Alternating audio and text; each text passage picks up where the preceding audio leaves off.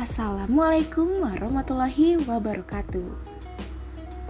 Perkenalkan, kami dari kelompok 7 kelas BP1 dari Prodi Supervisor Jaminan Mutu Pangan yang beranggotakan saya sendiri, Gaisha Rehana, dan ada dua rekan saya yaitu Intan Nurmaharani dan ada Yudit Reviano. Di video kali ini, kami akan menjelaskan apa sih uji profisiensi dan proses analisis itu. Oke, yang pertama, apa itu uji profisiensi? Nah, teman-teman semua, sebelumnya udah pernah dengar belum uji profisiensi itu apa? Nah, di sini aku akan menjelasin nih, apa sih uji profisiensi itu?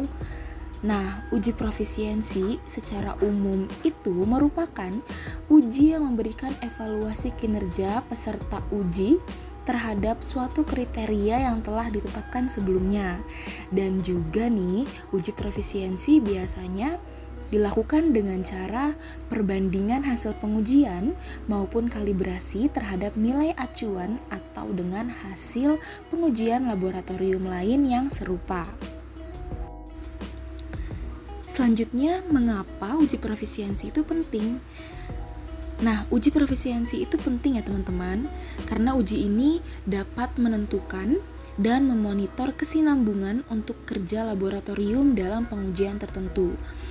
Yang kedua, dia dapat mengidentifikasi masalah dalam berbagai laboratorium dan juga menginisiasi tindakan perbaikan yang dilakukan. Nah, yang ketiga, uji ini dapat menentukan unjuk kerja dari suatu metode pengujian baik yang lama maupun yang baru, sehingga dapat diperoleh komparabilitas antar metode yang digunakan. Nah, yang terakhir, uji ini dapat menetapkan nilai pada bahan acuan yang digunakan. Selanjutnya ada proses analisis. Jadi, dalam mengolah data hasil uji profisiensi, beberapa pengecekan dilakukan untuk melakukan proses analisis ini teman-teman. Sehingga pada akhirnya dapat diketahui apakah suatu laboratorium itu kompeten, questionable, atau outlier. Nah, pengecekan dilakukan seperti yang pertama, ada pengecekan homogenitas data hasil uji profisiensi, yang kedua ada uji Dickson, dan yang terakhir ada perhitungan statistika robust Z-score. Baik, selanjutnya homogenitas data hasil uji profisiensi. Homogenitas ini dapat ditentukan menggunakan data hasil histogram pengujian dari yang terendah hingga tertinggi. Data hasil uji ini akan memutuskan uji lanjutan yang nantinya akan digunakan. Nah, pada tabel A menunjukkan data antara hasil pengujian tidak terlalu berbeda nyata atau presisi dan cenderung seragam, sehingga hasil tersebut dapat langsung diuji statistika robust Z-score untuk mendapatkan hasil akhirnya. Selanjutnya pada tabel B menunjukkan data antara hasil pengujian terdapat perbedaan yang sangat nyata. Contohnya dapat dilihat pada hasil pengujian laboratorium berkode 7 dan 11 yang hasilnya sangat berbeda nyata jika dibandingkan dengan hasil dari laboratorium lainnya, sehingga keadaan tersebut menunjukkan hasil uji tersebut tidak dapat langsung diuji lanjutan robust Z-score, namun harus dilakukan uji Dickson terlebih dahulu untuk menseleksi data yang akan dibuang nantinya. Untuk yang selanjutnya yaitu dilakukan uji lanjutan atau uji Dickson. Nah, uji Dickson ini digunakan untuk menseleksi data hasil uji profisiensi. Agar dapat diolah dengan uji Dickson ini, terlebih dahulu data disusun mulai dari data yang paling kecil sampai terbesar. Nah, beberapa data dibuang apabila kasusnya seperti ini. Nah, dari pengukuran hasil asam benzoat ini, sebanyak 14 laboratorium diketahui data sebagai berikut. Ini di bagian kiri diketahui datanya karena terdapat 14 laboratorium, maka datanya itu N sama dengan 14. Nah, untuk mencari mana laboratorium yang harus dibuang dan mana yang harus tidak, itu maka dicari dulu data tertinggi dan data terendahnya.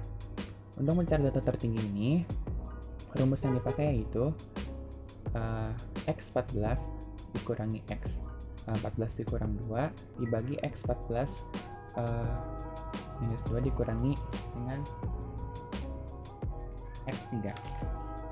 Nah, X14 sendiri merupakan data ke-14, yaitu pada lab 7 itu nilainya 874,3 dikurangi X14 dikurang 2.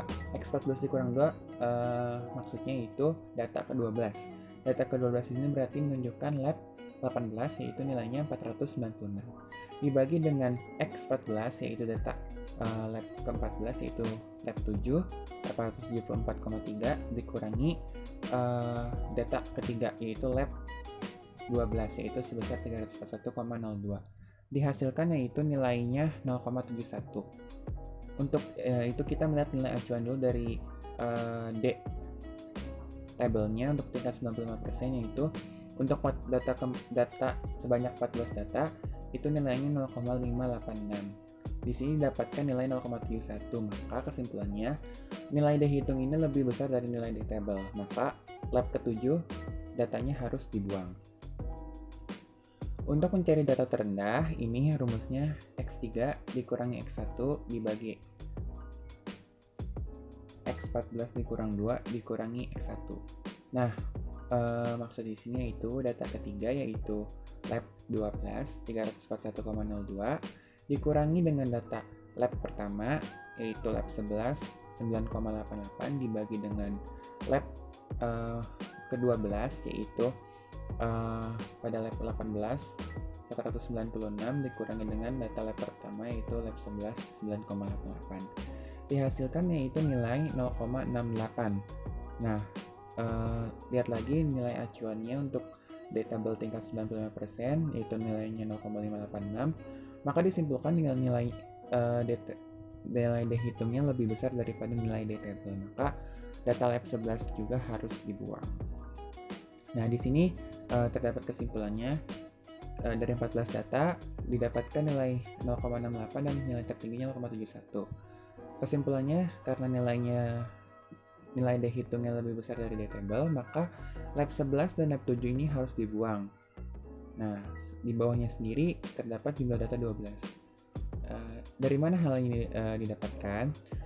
Ini didapatkan dari karena kedua lab ini telah dibuang, maka tersisa yaitu 12 data.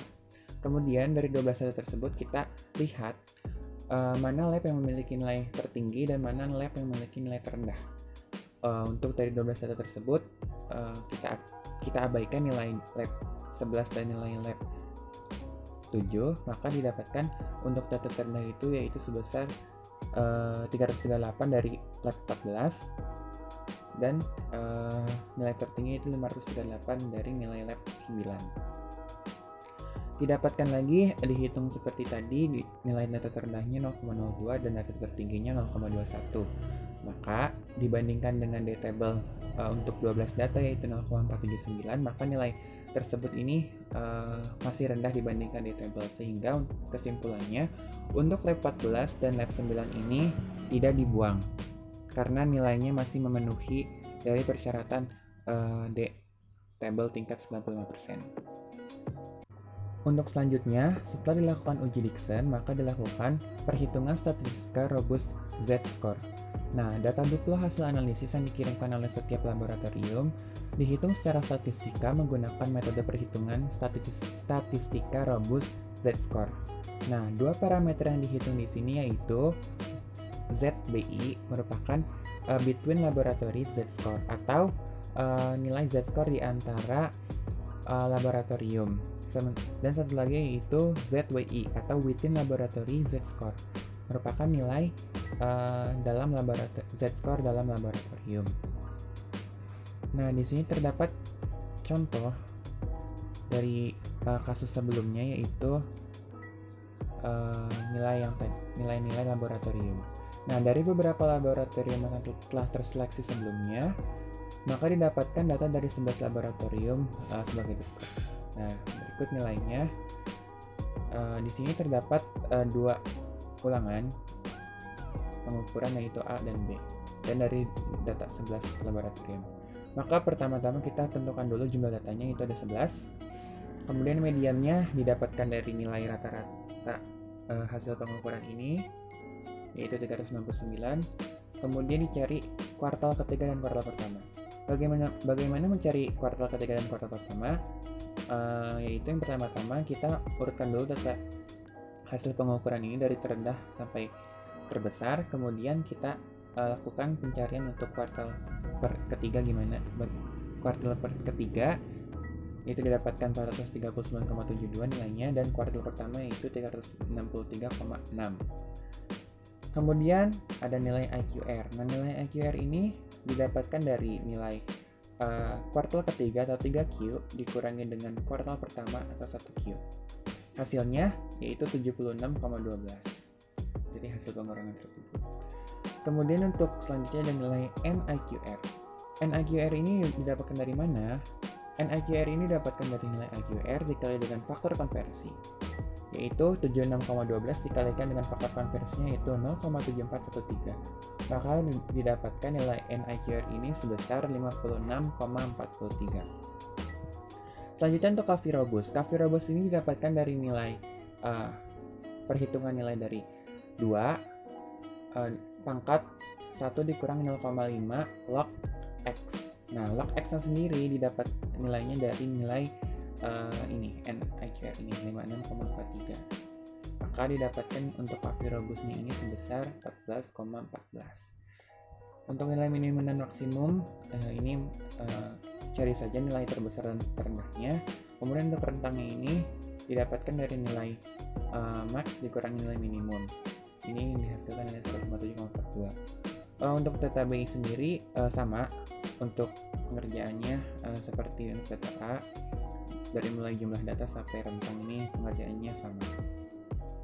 Kemudian di sini terdapat A1 ditambah B1 dibagi akar 2. Ini didapatkan dari nilai A1 ditambahkan dengan nilai pengukuran B, yaitu 399 ditambah 397 dibagi akar 2. Nah, hasilnya ini sebesar 562,86. Ini merupakan hasil gabungan dari kedua pengukuran sehingga dapat diketahui bagaimana nilai-nilainya. Nilai-nilai di sini dapat diketahui mulai dari jumlah datanya itu sekitar 11, median, kuartal ketiga, kuartal pertama, IQR dan NIQR-nya. Kemudian di sini terdapat nilai antar lab atau ZBI. Untuk ZBI sendiri didapatkan nilainya berasal dari nilai sebelumnya, yaitu nilai A1 tambah B1 dibagi akar 2 yaitu 562,86 dikurangi dengan nilai median. Nilai median yang dipakai ini nilai median yang sesudah penambahan ya, yaitu sebesar 562,86 dibagi dengan nilai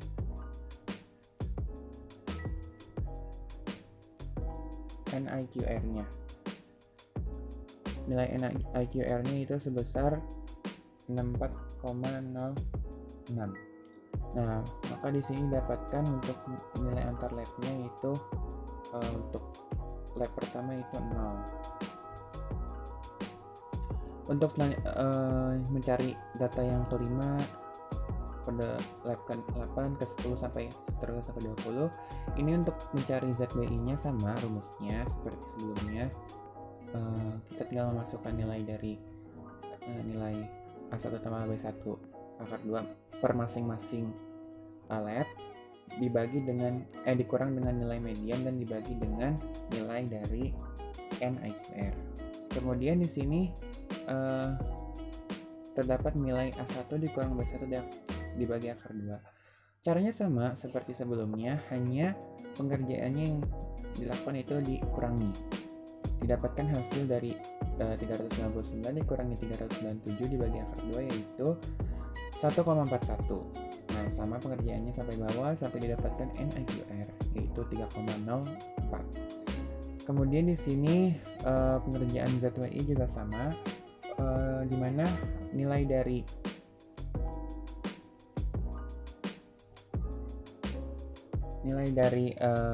hasil pengukuran 399 dikurangi nilai dari A1 tambah B1 yaitu 562,86 dikurangi dengan nilai median yaitu 562,86 dibagi dengan nilai NaQR-nya 3,04. Dihasilkan nilai 0,4 untuk nilai ZWI-nya. Untuk seterusnya nilainya dan pekerjaannya sama. Nah, setelahnya kita melihat lagi ketentuannya. Setelah sudah selesai kita mengerjakan tabel yang di kiri ini, kita lihat dulu ketentuan di sini. Untuk nilai ZBI dan ZWI dapat dikelompokkan dalam 3 kategori. Nah, yang untuk pertama, laboratorium yang termasuk dalam kategori outlier ini apabila laboratorium tersebut memperoleh nilai ZWI atau ZBI yang bukan terletak antara -3 dan +3. Nah, di sini kita lihat di yang bukan terletak antara -3 dan +3. Di sini terdapat untuk laboratorium 8 didapatkan nilai itu 10,68. Berarti nilai ini lebih besar dari +3. Dan juga pada laboratorium ke 18 yaitu nilainya 19,93. Ini pun nilainya melebihi dari +3. Sehingga kedua laboratorium ini dinyatakan outlier. Kita beri tanda $2 di sini untuk membedakan antara laboratorium outlier dan tidak. Nah, selanjutnya yaitu laboratorium yang termasuk dengan kategori diperingati atau questionable ini berada di rentang 2 sampai dengan 3. Nah, berarti apa yang dimaksud dengan laboratorium termasuk dengan kategori questionable ini? Hasil analisisnya belum termasuk outlier, namun sudah dalam batas diperingati, sehingga kita beri tanda $1. Di sini kita yang termasuk laboratorium questionable ini yaitu lab 19, yaitu didapatkan nilainya -286. Karena nilainya ini masih kurang dari 3, namun sudah berada di antara 2 dan 3. Sama dengan laboratorium 20. Ini juga termasuk dalam kategori questionable, di mana nilainya tersebut belum termasuk outlier namun dalam batas diperingati.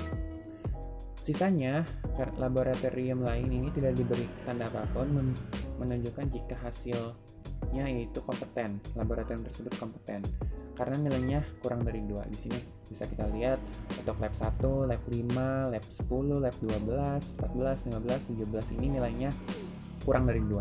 Sehingga bisa dikatakan lab-lab tersebut kompeten.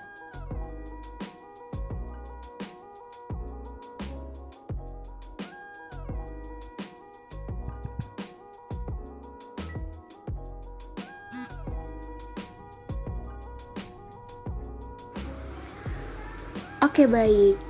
Pemaparan materinya sudah selesai nih. Nah, gimana buat teman-teman semua sekarang udah tahu kan apa itu uji profisiensi? Sekian dari kelompok kami. Terima kasih atas perhatiannya. Wassalamualaikum warahmatullahi wabarakatuh.